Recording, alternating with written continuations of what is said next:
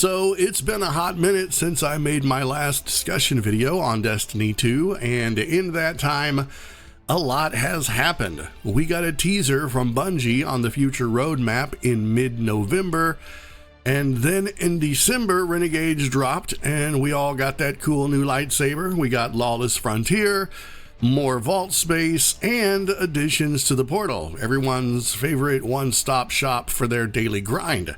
Then we got that end of the year send-off on December 18th, where Bungie basically said farewell to 2025, and we settled in to wait for Destiny 2's roadmap that never came. Since the start of the year, it's been pretty clear where Sony's focus has been, and it obviously hasn't been Destiny 2 or the community. As weeks turned into months, we eventually got the announcement that Shadow and Order was officially delayed from March until June, with the promise of more information on the next update and future plans as we got closer to that June date.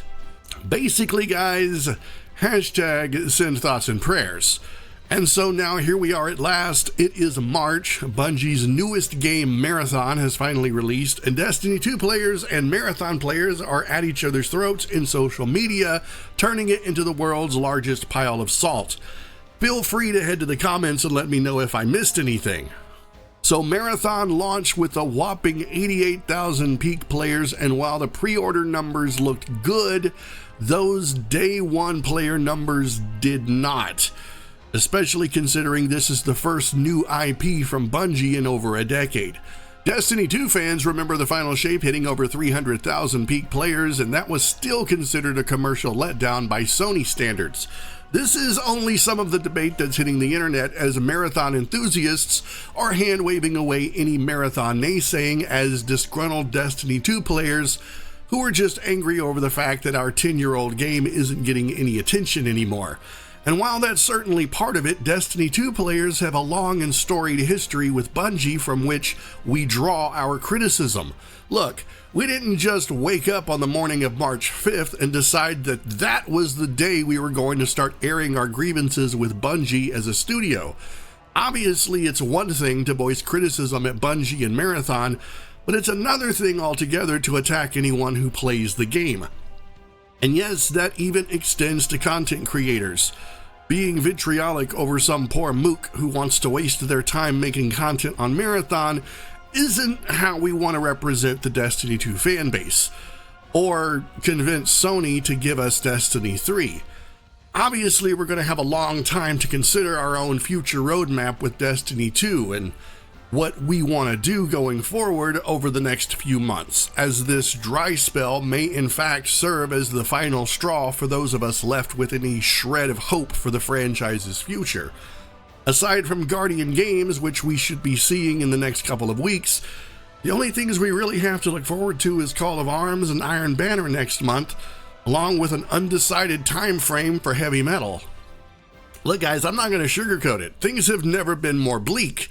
And while I still don't believe that Destiny 2's future hinges completely on Marathon's success or failure, at the end of the day, it's ultimately Sony that's going to have the power to pull the life support plug. While I personally don't think that Marathon as an extraction shooter is my cup of tea, I did play in the server slam a little bit. I can respect anyone who enjoys it, since enjoyment isn't objective. I also believe that Marathon would have fared much better if it took a play from Destiny and included any sort of PvE content. Match-made strikes, 3-player dungeons, and even open-world exploration would have been fantastic, and they could have left the extraction as a standalone game mode, or dedicated zone within the world like the way the Division does. Honestly, I think match-made strikes or a dungeon would be perfect for the sort of story and theme that Marathon is going for. And I will be the first in line if they ever decided to go that route. Speaking of the Division, I recently decided to go back and start the Division 2. You know, that other D2 game? While it certainly isn't Destiny, it's a first-rate gaming experience that I wish I'd given more than a few hours of playtime when it launched. And it's actively getting DLC. Also, I couldn't say no to an 80% discount on the Ultimate Edition, which is running until the 12th.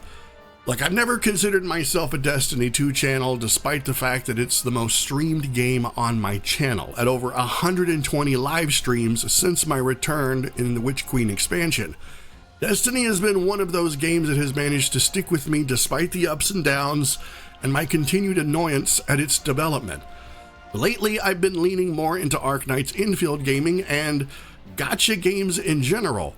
But I will continue to make Destiny 2 content in some way until either we do get a D3 or Sony makes the ultimate call to shut it all down. For now, I'm making do with what I can, where I can, until more happens. And so now this is where I would like to turn it over to you guys. What's on your Destiny card during this long dry spell? Are you planning on participating in Guardian games or Iron Banner? Or have you found something else to fill the void? Let me know by heading to the comments and let's get some conversation going. Guys, that's it for this video. I know there wasn't a lot to talk about. I'm kind of in the same boat as everyone else, but I figured I would throw my 2 cents into the mix anyway. But anyway, if you did enjoy the video, then by all means, do me a solid and consider liking and subscribing. It'll really help the channel out. And of course, if you want to support the channel directly, you can do so by becoming a member of the Patreon or becoming a channel member here on YouTube.